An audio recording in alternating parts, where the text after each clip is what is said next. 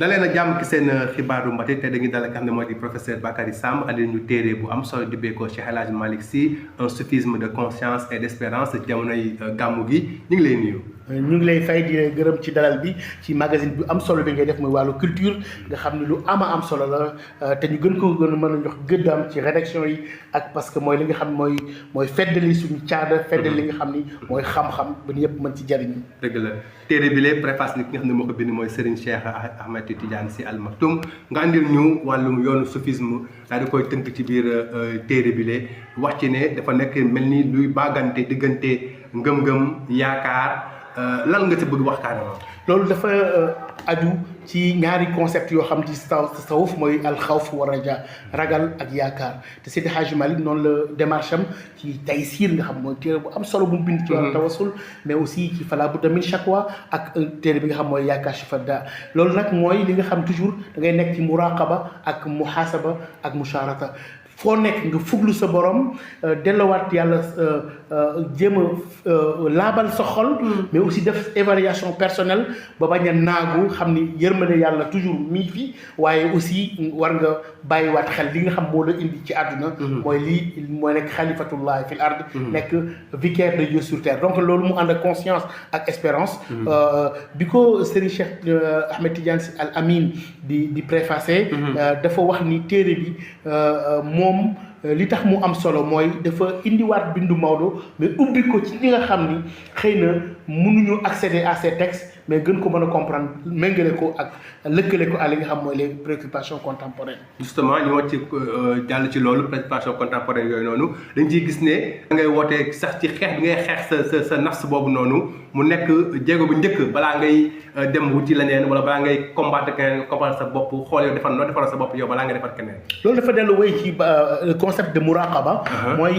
fuglu xool sa ak muhasaba nat sa borom ba nga xam ni nafs bi nga xam ni mooy nafsul amaara bi suu di digle lu bon di la ci xiir nga fexe man ko moytu déglu nafs bi nga xam ni mooy nafsul lawaama bi lay yedd mën a àgg ci nafs bi nga xam ni mooy nafsul mutmainna yaa ayatu nafsul mutmainna irji'i ila rabbiki radiyatan mardiya fadxuli fi ibadi wa dxuli jannati donc ce cheminement spirituel là moom la Maodo di jàngale rek tàmbalee ci boppam ndax pédagogie par l'exemple ci lañ ko xamee inni faqirun wa miskinun wa munkasirun door a àgg na ci li nga xam ni mooy yaakaar bi soo ko xoolee Tiwaan bu wudd bu jeexee am na way bu ñuy way chaque fois di gunge sëriñ buy génn mooy jarairuna tumha bi jaahi muhammad yi ida shufi al mahbubu jazal mubaharaju delluwaat rek ci yaakaar bi nga xam moom lañ am ci sangu mbindeef yi nga xam moom la ñuy màggal ni bis bu ko yàlla ràmmuloo jaam yi yaakaar mën na am donc nag loolu mooy nekk toujours cette tension entre la conscience et l'espérance ba bëggoon ko jaarale nag ci ñetti téere yu Seydi Hadji Malick taalif mooy benn mooy Zajrul Qulub beneen bi mooy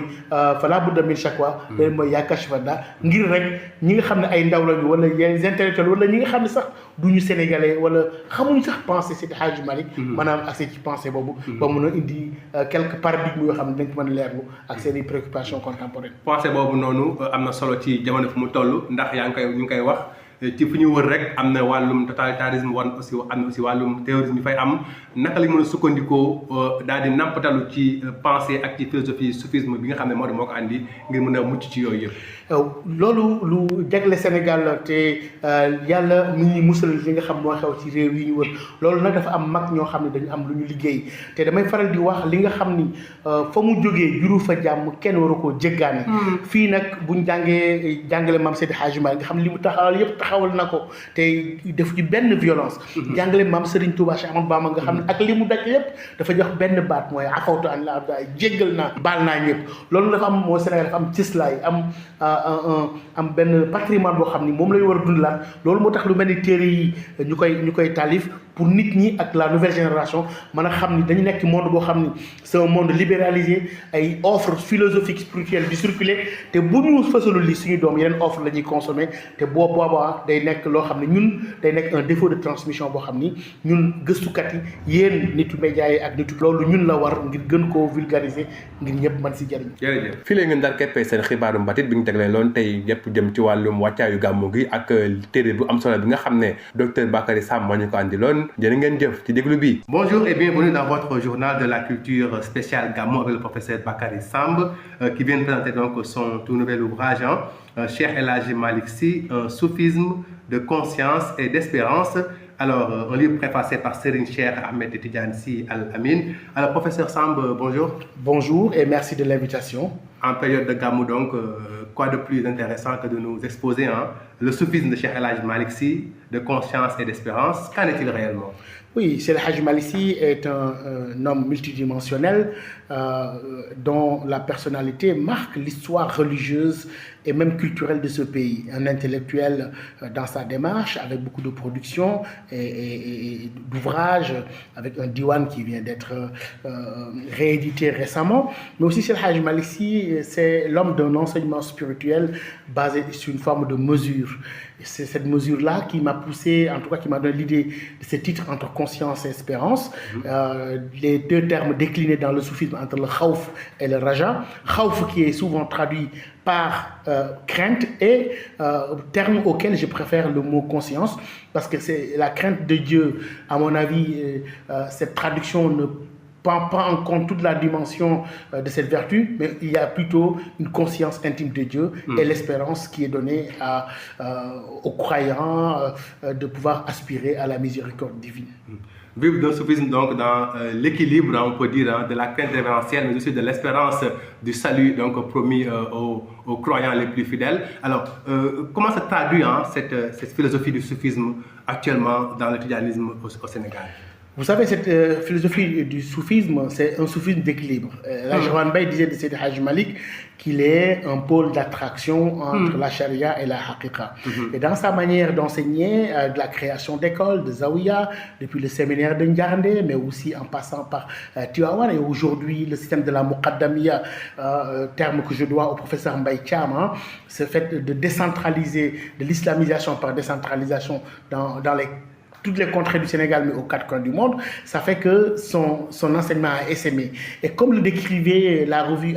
d'une revue à Al-Azhar en 1996, en disant que c'est comme une pleine lune arrivée dans ce ciel obscurci du Sénégal à l'époque coloniale, et cette lune-là a reflété sa lumière sur des étoiles qui ont éclairé le ciel assombri de l'Afrique et du Sénégal en mettant cette lumière de l'islam et de la Tijaniya. Exactement, c'est cette démarche qui est celle de Hadj Malick Sy qui est perpétuée à travers ses œuvres et à travers son enseignement. Justement, à l'heure des extrémismes et des totalitarismes,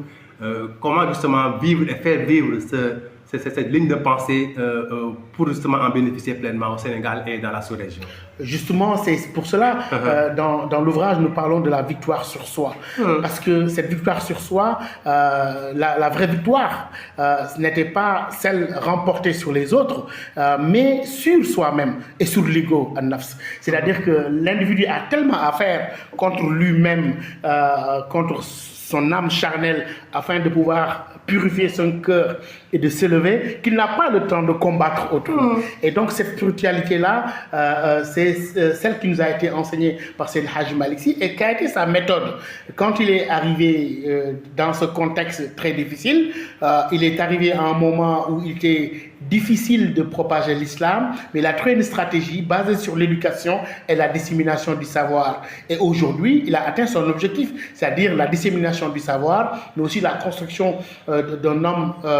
sénégalais intègre. En parlant de miséricorde, j'ai été très touché par un des vers dans des ouvrages que j'ai étudiés dans ce livre. Le vers vient de son poème Yakash Fadda, où il dit à Dieu, si les pécheurs, les gens qui ont commis des péchés, ne pouvaient plus s'approcher de ta porte, on ne t'appellerait pas le grand pardonnateur. Et donc là, il nous inspire cette idée d'espérance. Et tout le temps dans cette démarche, on est dans cette tension entre la notion de conscience, entre le khawf et le raja, et à chaque fois, en passant par l'intercession, qui est le tawassul, il arrive toujours à dire qu'on peut espérer la miséricorde divine par l'intercession du prophète Mohammed sallallahu alayhi wa sallam, dont il est question en cette période de Gamou. Un soufisme de conscience et d'espérance à lire, à découvrir du professeur Bakary Samb, donc qui nous parle donc du soufisme et de l'espérance et donc de cette quête de spiritualité par la voie du Tidjaniya, c'est bien ça? C'est bien ça. Et c'est-à-dire que la question à se demander, est-ce que ce n'était pas la conscience de notre fragilité était en réalité pour nous le chemin vers une paix intérieure et authentique. Merci beaucoup. C'est la fin de votre journal de la culture spéciale Mawlud 2026 en compagnie du docteur Bakary Samb. Merci de l'avoir suivi.